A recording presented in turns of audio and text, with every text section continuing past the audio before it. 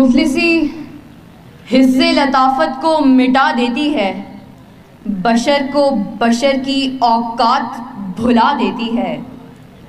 آؤ اس ماں کی زبانی بھی کوئی بات سنے، روز بچوں کو جو بھوکا ہی سلا دیتی ہے۔ اپنی عزت کے بھروسے تھی جو مضبوط کھڑی، آخر ایک روز وہ سر اپنا جھکا دیتی ہے۔ اس کے دامن پہ لگے داغ یہی کہتے ہیں، بھوک تہذیب کے آداب مٹا دیتی ہے۔ صدر علی وقار۔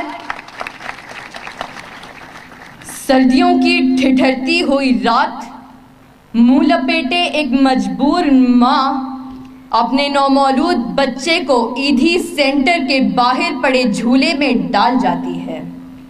اس سے پوچھا گیا، کیا تجھے تیری مامتا ستائے گی نہیں؟ اس بچے کی سسکیاں تجھے رلائیں گی نہیں؟ اس کی چیخیں تیرے کانوں سے ٹکرائیں گی نہیں؟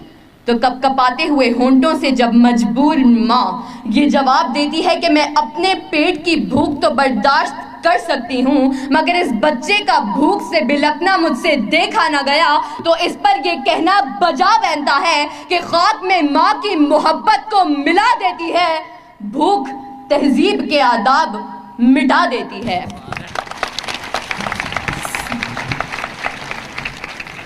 صدر علی وقار آج اس معزز اور باوقار ایوان میں قائد ایوان نے جو قرارداد پیش کی کہ ہم معاشی نہیں اخلاقی بدحالی کا شکار ہیں، میں اس کی بھرپور مخالفت کرتی ہوں، کیونکہ جس اخلاقی بدحالی کا رونا وہ رو کر گئے، وہ اخلاقیات تو خود معاشیات کی محتاج ہیں۔ قریب ہے کہ مفلسی تمہیں کفر تک لے جائے، اخلاقیات معاشیات کی محتاج ہیں۔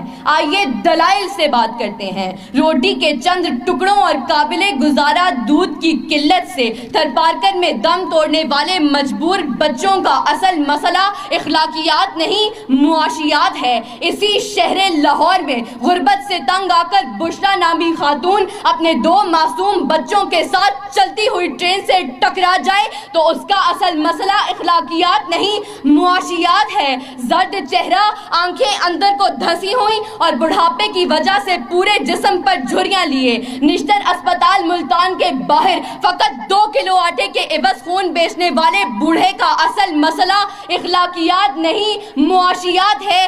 چہرہ بتا رہا تھا کہ مارا ہے بھوک نے، اور لوگ کہہ رہے تھے کہ کچھ کھا کے مر گیا۔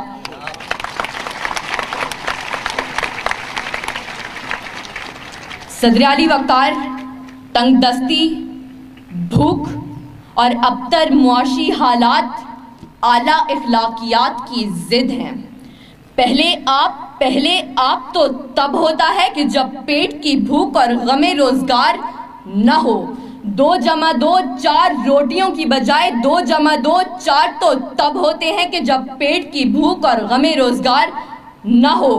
بیٹی کا 4 دیواری میں رہنا، خاندان کی عزت پر کٹ مرنا، یہ سب تو تب ہوتا ہے کہ جب پیٹ کی بھوک اور غم روزگار نہ ہو۔ چاند روٹی کی بجائے چاند میں چرخہ کاٹتی بڑھیا تو تب دکھائی دیتی ہے کہ جب پیٹ کی بھوک اور غم روزگار نہ ہو۔ فاقوں نے تصویر بنا دی، آنکھوں میں گول جو بھی چیز ہو روٹی لگتی ہے۔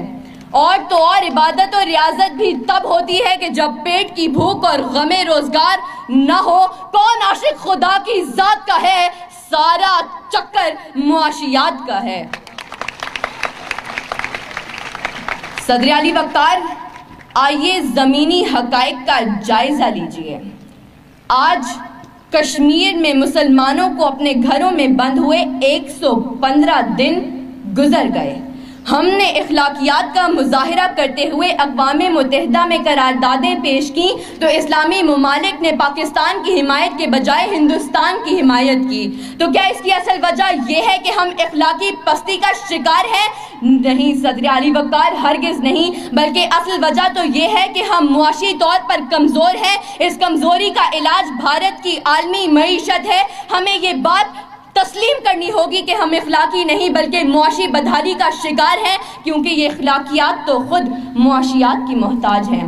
صدر علی وقار، میرے ان تمام دلائل کے باوجود اگر اب بھی کوئی یہ یقین رکھتا ہے اور باضد ہے کہ ہم معاشی نہیں بلکہ اخلاقی بدحالی کا شکار ہیں، تو اس سے بس ایک ہی سوال کرتے ہوئے میں اجازت چاہوں گی کہ وہ جس کا ایک ہی بچہ ہو بھوکا 8 پہروں سے، بتاؤ اہل دانش تم وہ گندم لے کہ تختی لے۔ شکریہ۔